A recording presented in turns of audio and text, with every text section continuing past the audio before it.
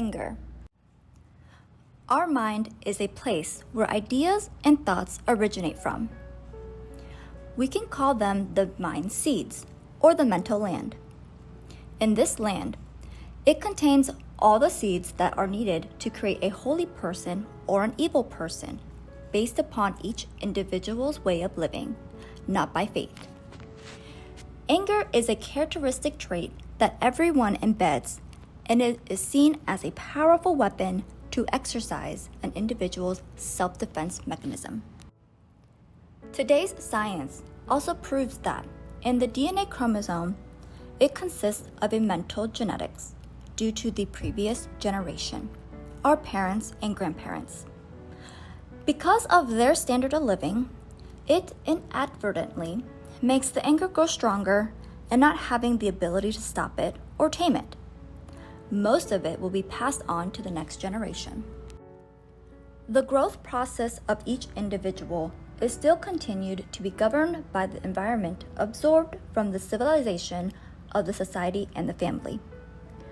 The environment that has the most impact is the family because it shares the same energy frequency.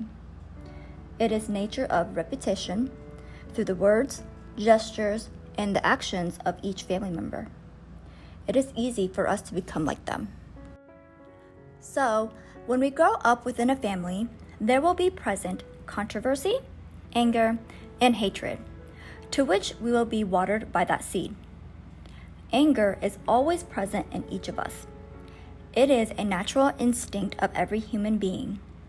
The natural reactions when faced with conditions are dissatisfaction, inadequacy, hurt self-esteem, or a state of worry, fear, doubt, and despair. It also has the ability to provoke into the anger seed to turn into an angry energy. The reason why we get angry is because of our ego.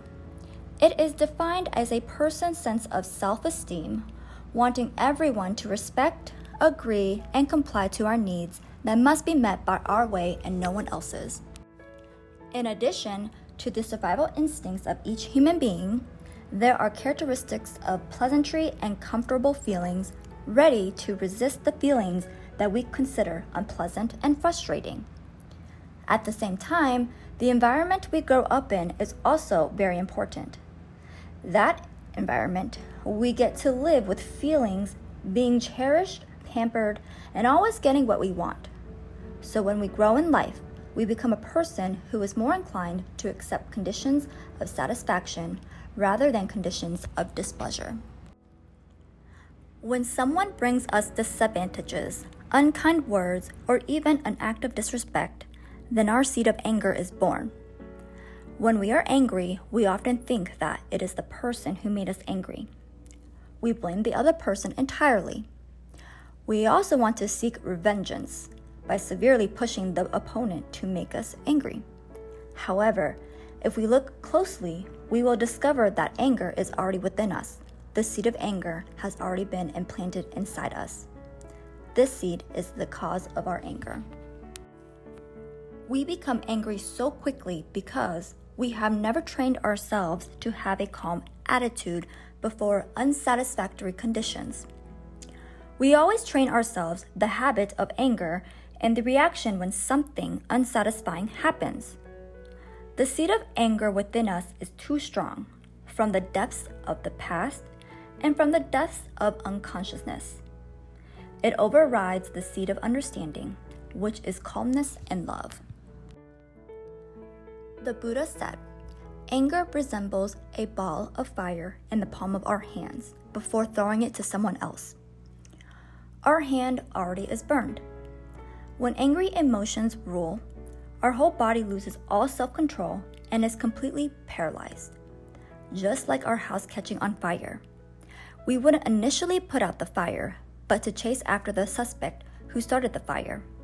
The house then completely burns." When the seed of anger rises, it immediately turns into an anger that covers all of our body and mind, burning the good qualities that we have accumulated for a long time. It also burns the fresh sprouts waiting for the developmental opportunities. At the same time, the angry energy is agitated and enters other bad seeds, to which has already been planted in our souls to lead to a bad decision later. Buddhism talks about anger as something negative and hurts us in many ways, both physically and mentally. Anger can destroy our friendships, families, and ourselves. Therefore, Buddhism teaches us how to control and transform our anger for the better. How do we control anger?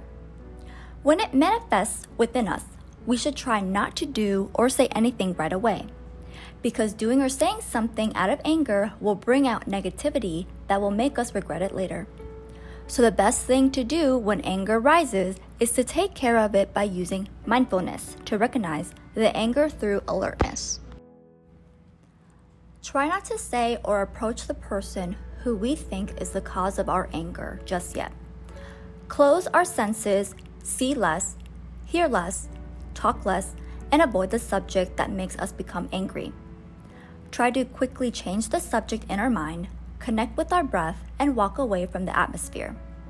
These exercises will help the anger lessen right away without having the chance of making it stronger. In addition, how do we transform anger? We can transform anger in a few ways, like practicing with an attitude of easily accepting bad emotions or practicing selflessness with ourselves. We should adapt to not seeing ourselves as the victim to all circumstances and use mindfulness to recognize anger through our alertness. How can we overcome anger? The answer is meditation of Buddhism. Meditation is a method that can best help us change our transformation and return to ourselves. Practicing meditation once cannot change the wrong view of the situation or transform our emotions. Meditation must be consistent daily, practiced regularly to have the most effect. When we feel the rages of anger within ourselves, we are the ones who hurt most. So, we need to regularly improve our self-cultivation by meditating every day, practicing mindfulness of breathing. The ability of mindfulness is to be aware of what is happening in the present moment. Anger is not our enemy. It is an element of our consciousness. Together, we control them very closely. When we recognize it, we must cherish, embrace, and caress it with all our affections, just like a mother holding a crying child. Anger is a mother's child. Hug and comfort them, and they will stop crying. So is anger. Anger is a phenomenon that comes and goes. If we can control it, it will slowly disappear.